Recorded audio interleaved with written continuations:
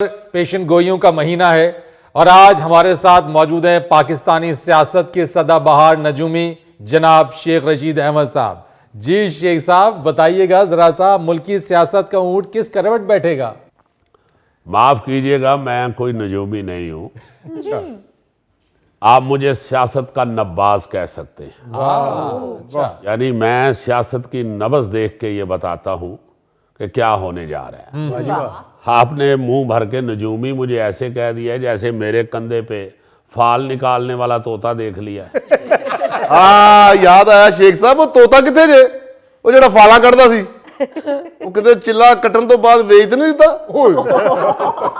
गौरी भाई शेख साहब वर्गे नजूमी अगर तोते कोलों फाल कढ़ के ते ओदी किस्मत दा हाल दसन ते पिछों तोता कह रहा हुंदा है भाई झूठ बोलदा जे। फरीद साहब, मैं माफी चाहता हूं, आप इस तोते की गवाही ना डाल लीजिएगा। बात यह है भाई कि मैं तो सियासत में अपना मुशाहिदा बताता हूं। अब लोग उसे पेशन गोई समझते हों तो समझते रहें, और ये काम कोई माहिर इमराज सियासियात या कोई हकीमुल सियासत ही बता सकता है। लेकिन यहाँ ये जहन में रखिएगा कि ये काम भी कोई आसान काम नहीं है।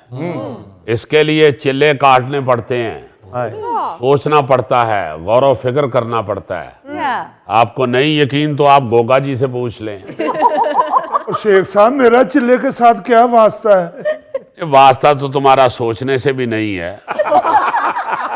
और शेख साहब गोगे को गोली मारें, ये बताएं मुज़ाकरात का क्या बनेगा? वो कोई खुदा का खौफ खाएं फरीद साहब, क्यों आप मुझ पे एक और केस डलवाना चाहते हैं? मेरे ऊपर तो पहले ही इतने केस हैं और ऐसी ऐसी जगह पे हैं जिन जगहों का मुझे नाम भी मालूम नहीं है। एक केस पे तो चंद दिन पहले फर्दे जुर्म भी आयद हो गई है। वही केस ना शेख साहब जिसमें आपकी बानी पीटीआई से मुलाकात भी हुई है, कैसी रही मुलाकात? जो हो ना सकी बात वो चेहरों से आया थी, हालात का मातम था मुलाकात कहाँ थी। शेख साहब, वो आपसे मुलाकात का पूछ रहे हैं, आपने उर्दू का पीरियड शुरू कर दिया। शुक्र करो बेटा, उर्दू का शुरू कर दिया है। हिसाब का शुरू हो गया तो वो आजकल किसी से भी नहीं भुगता जा रहा। इसीलिए शेख साहब आजकल आप हर बात शायरी के पर्दे में रहकर कर रहे हैं। आखिर आप अपने अल्फाज में खुलकर बात क्यों नहीं करते हैं? हाँ जी फरीद साहब, बात यह है कि आप शक्ल से इतने कूड़ भी नहीं लगते।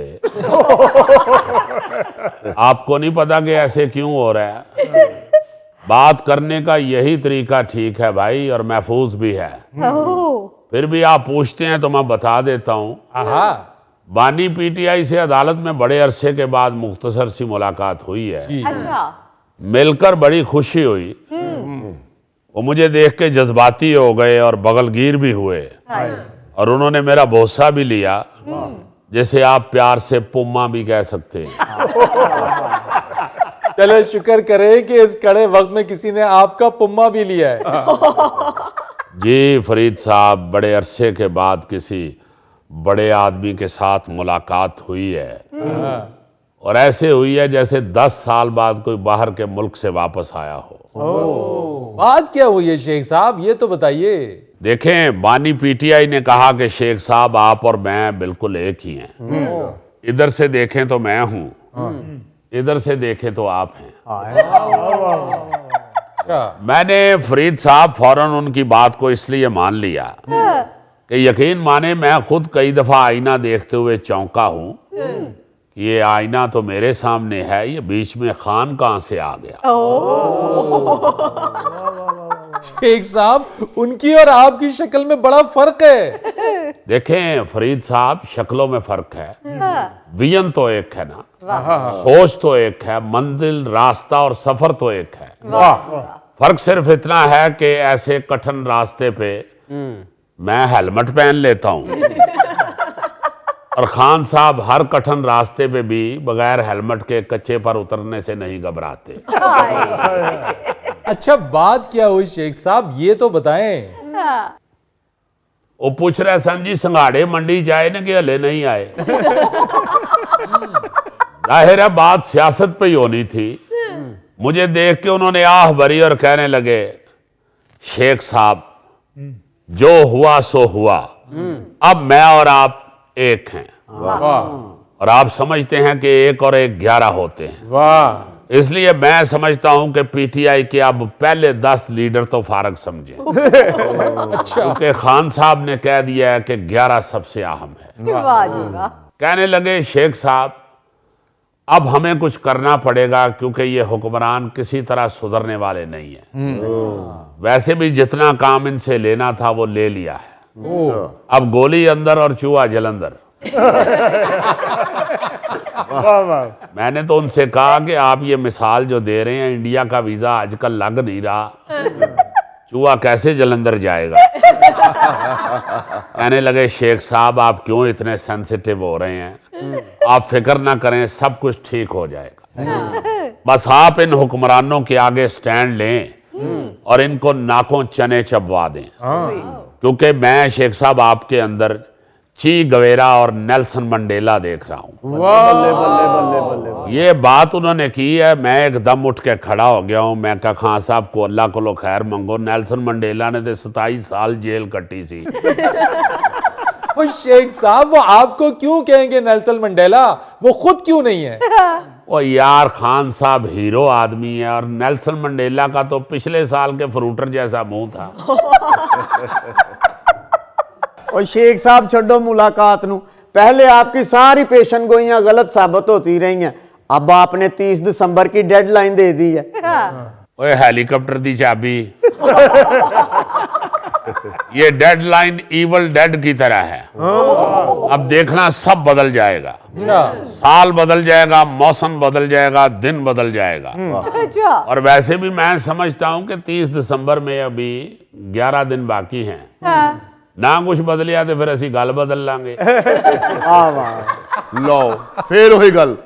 ਉਹ ਸ਼ੇਖ ਸਾਹਿਬ ਜਦੋਂ ਤੁਸੀਂ ਗੱਲ ਬਦਲਦੇ ਹੋ ਤੁਹਾਨੂੰ ਜ਼ਰਾ ਖਿਆਲ ਨਹੀਂ ਆਉਂਦਾ? बेटा मैं सियासतदान हूं, मैं को हार्ट का सर्जन नहीं हूं। वैसे मैं माफी चाहना, तेरे के बंदे सारे खानदान की लड़ाई कराने तो बाद कह रहे होंगे ने दफा करो लड़ाई च की पे है। शेख साहब ये क्या बात करते हैं? फरीद साहब ये लिख लें, अगर 30 दिसंबर तक हालात ना बदले, मुज़ाकरात का रास्ता इख्तियार ना किया गया, तो फिर यहाँ पर बैंकॉक के शोले, बगदाद की रातें, जुडो कराटे और मनीला की बिजलियां ही होंगी। लो ये क्या बात हुई? शेख साहब सियासत पाकिस्तान में कर रहे हैं और मिसालें आप बैंकॉक की, बगदाद की और मनीला की दे रहे हैं। हाँ। मैं क्या कर सकता हूं, मैंने देखी ये फिल्में। अच्छा शेख साहब मुझे एक आखिरी बात बता दें, ये मुज़ाकरात से, बातचीत से कोई नतीजा निकलेगा? देखें फरीद साहब, मुज़ाकरात का मैं हामी था, हूं और रहूंगा। मुज़ाकरात के अलावा और कोई हल ही नहीं है। जी, जो मुल्क की सूरत हाल है, जी। मैं ये समझता हूं कि फौरी तौर पे मुज़ाकरात भी होने चाहिए, बातचीत भी होनी चाहिए। इसके अलावा आप मेरा ख्याल है कोई और काम भी करते हैं या सिर्फ यही काम करते हैं? शेख साहब ये साहब कौन है? आगे जी आंडे बेचना, गर्म आंडे। ये गरम अंडे बेचते हैं, हमारे दोस्त हैं बड़े अच्छे, और मैं ये समझता हूं कि इस वक्त मुज़ाकरात के लिए, बातचीत के लिए उबले हुए अंडे बड़ी अहमियत रखते हैं। तो शेख साहब कुछ खुदा का खौफ करें, मुज़ाकरात के इन उबले हुए अंडों से क्या ताल्लुक है?